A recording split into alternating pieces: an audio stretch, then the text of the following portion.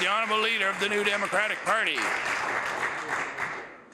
The Premier continues to refer to the urgency of action as an argument in favour of redeveloping the hospital on a P3 model. And we agree that the hospital replacement is an urgent matter, and that's why we brought forward the Jobs and Building Plan for Upgrades in Capital Health in 2011.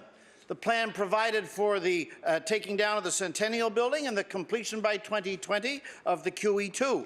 Dr. Drew Bethune, the Provincial Cancer Care Medical Director, who spoke at last week's announcement, spoke in favour of the plan in 2011, calling it a well-thought-out plan for buildings that meet our patients' needs while using our tax dollars wisely. And this plan was on the Premier's desk the moment that he came to office. Can the Premier explain why it took 5 full years for this government to bring forward a plan for the redevelopment of the QE2?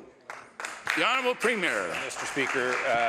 Speaker, because the plan did not meet the needs of Nova Scotians, and on top of that, Mr. Speaker, it's like everything else fiscal when it comes to the NDP, it was nowhere near reality.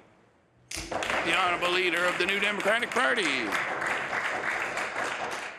Mr. Speaker, the Premier's arguments in favour of the P3 redevelopment of the QE2 are specious and spurious. It is simply not possible for a private company to develop the hospital as cheaply as the government can. A private company can't borrow money at interest rates that the government can. It'll be enormously expensive for us to mitigate the 30-year risks of a private sector healthcare firm. And there is a line in every P3 development for profit that doesn't exist in the contracts for any other building mode. And so why will the Premier then just not admit the plain fact that what the government has chosen as a mode for redeveloping our hospital is a more expensive option?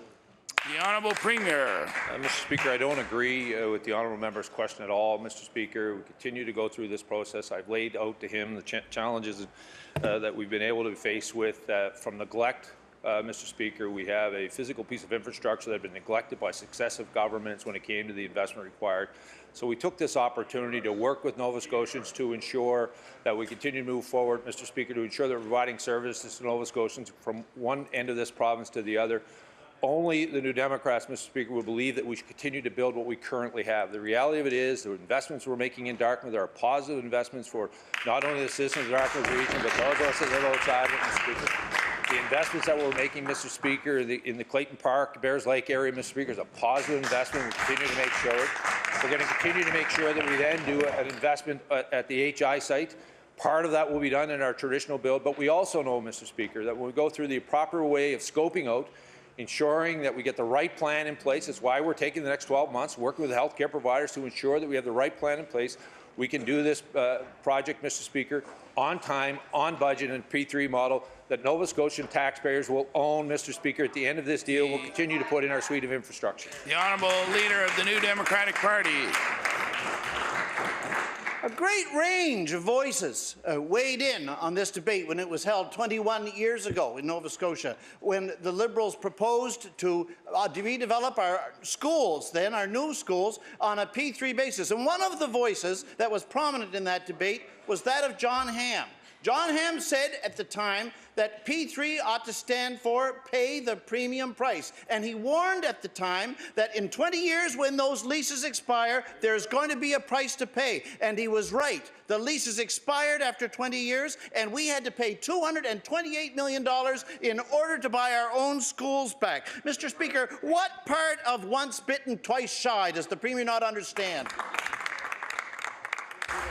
The Honourable Premier. Thank you, Mr. Speaker. Again, I want to thank the honourable member for his question. Again, I want to go through the process, Mr. Speaker, of the P3 model. We're looking forward to continuing to work with consortiums around the world, Mr. Speaker. We want to make investments to try to make sure that we get the right price for the taxpayers of this province. A part of this provision will be ensure that when this gets handed back to the ownership of the people of this province, Mr. Speaker, with the same condition as the day it's open. And I want to go back to quoting a former Premier, Mr. Speaker. He didn't call me up and ask me to take back the P3 school. I was in Pictou County, I can tell you that.